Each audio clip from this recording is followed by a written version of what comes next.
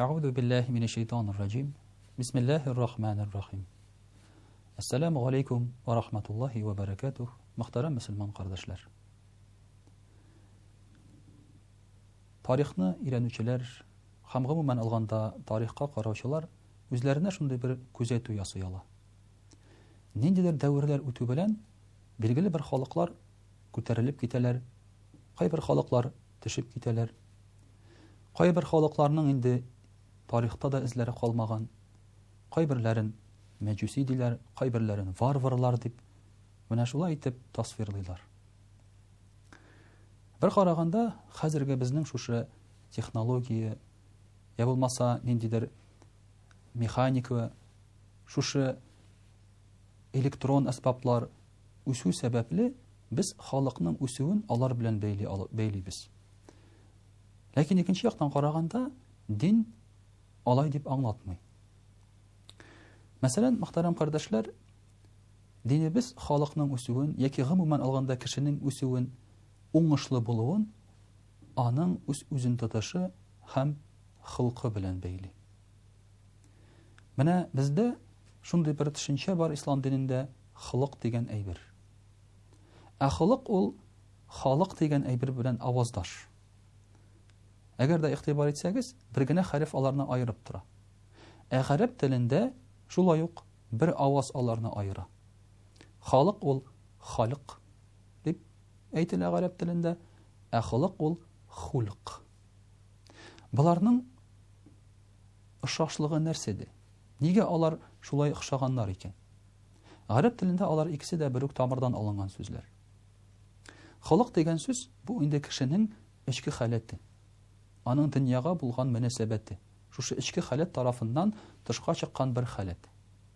Xalq indi ol, demek biz göz aldına getiremiz nindidir türküm kişilerini. Ama eğer de Arap tilinde qarasak, xalq degen söz Allahu Teala barlıqqa getirgen bütün zatda xalq. Yani bu mahluk, Allah'ның barlıqqa getirgen zatları. Xalq şulay yok, xalq kibik, ama Allahu Teala kişini bilgili bir sıfat bilen yaratığı. Yani xalq demek ol bütün tiriklik degen söz. Endi xalq anın bilgili bir sıfatı bilen yaratılığı. Mesela aytilar bit, hayvanның da xılqı var diler. Ya bulmasa bu kuşның xılqı şunday diler. Bu kişinin xılqı şunday diler. Mana kişi de bilgili bir xılq bilen yaratılgan.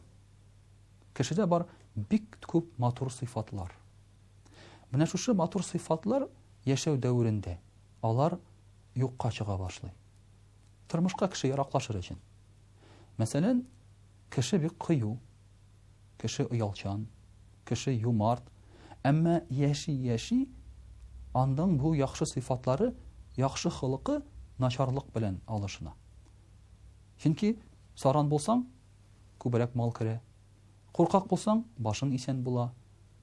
Eğer de uyalmasan, ezerek ersizerek bolsan, uyatsız bolsan, köngüllerek bula. Mene şulay itip, anın başı tımalanıp ketede, onun xılqı özgere. Şunun içinde İslam dini bizge, kişinin xılqın saklarga jiberilgen bir din. Peygamberimiz sallallahu aleyhi ve sellem de eyte, Allahu Teala beni jiberdi, kişinin en matur ahlakların üstürür içindi.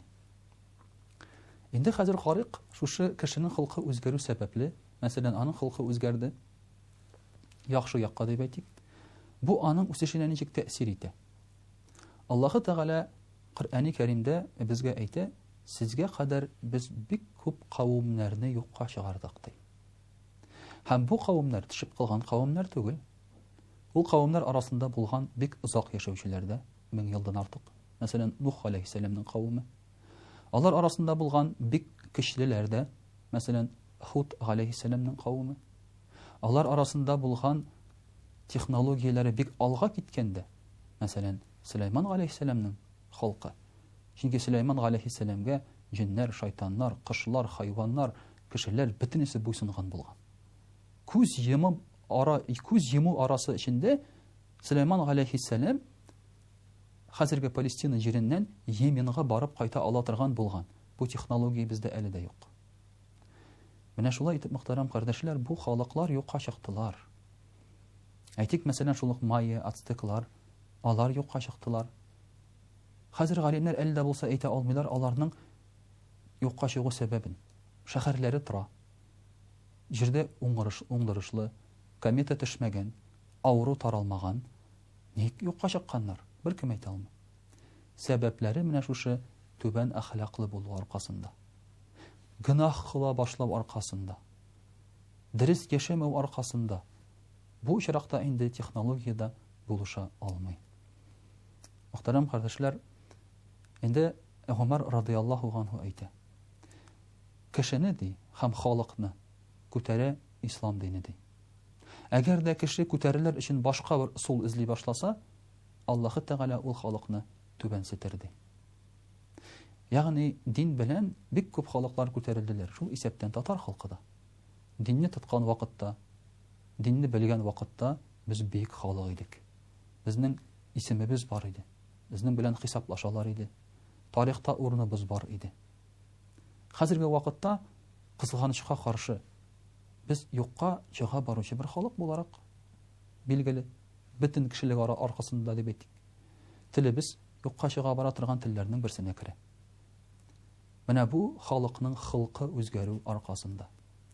Шулай көннәрдән бер көнне фарсылар белән мөселманнар сугышкан вакытта фарсы командиры, ул инде шушы сугышны җитәкләүче бер түрә, дәрәҗәле кеше, үзенең армиясе белән бер авылга керә.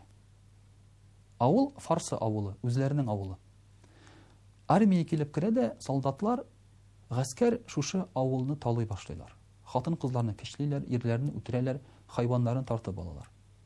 Шул вакытта шушы түрә әйтеп куя: "Без ди мөселманнар белән булган сугышта җиңеләчәкбез ди. Безнең җиңелү сәбәбе аларның көчле булуында түгел ди, үзебезнең түбән әхлаклы булуыбыз аркасында ди." Менә шулай итеп, мөхтәрәм кардәшләр, күп кенә халыклар үзләренең түбән әхлаклы булулары аркасында җир йөзеннән юкка чыктылар. Аларны хәзер белмибез дә без, хәтерләмибез дә. Буларга кертергә мөмкин фиргауннарны да, буларга кертергә мөмкин элекеге махараджларны, Индиядә яшәгән шулай бит. Кемне генә алсак та, менә алар шушы үзләренең хылыклары, әхлаклары аркасында юкка чыгалар. Шуңа күрә дә, әгәр дә чыннан да без хәзер үзебезнең күтәрәсебез килсә, дәрәҗәбезне күтәрәсебез килсә, мәсәлән, шәхсән кеше буларак яки коллегалар арасында, я булмаса анда ниндидер башка бер җирдә шәхсән дәрәҗәбезне күтәрәсе килсә, һәм гомумән алганда халкыбызны күтәрәсебез килсә, безнең бер чара. Ул да булса үзебезнең тормышка карашны үзгәртү, халкыбызны үзгәртү. Бәлки без ракета уйлап таба алмабыз. Бәлки без теге атом бомбалары ясамабыз, мәсәлән, татар халкы дип әйтик. Бәлки без ниндидер гениаль медицинада казаныш ясый алмабыз. Әмма халкыбызны үзгәртсәк, дәрәҗәбез күтәреләчәк. Һәм без санап киткән менә бу казанышларны да Аллаһы Тәгалә безгә ача башлаячак. Шуның өчен дә динебез ярдәме белән үзебезнең менә шушы халкыбызны, тормышыбызны, көн күрешебезне үзгәртергә Аллаһ Тәгалә насыйп итсен. Чөнки бу безнең үзебезнең файдага, үзебезнең үсешебезгә. Вассаламу алейкум ва рахматуллаһи ва баракатуһ.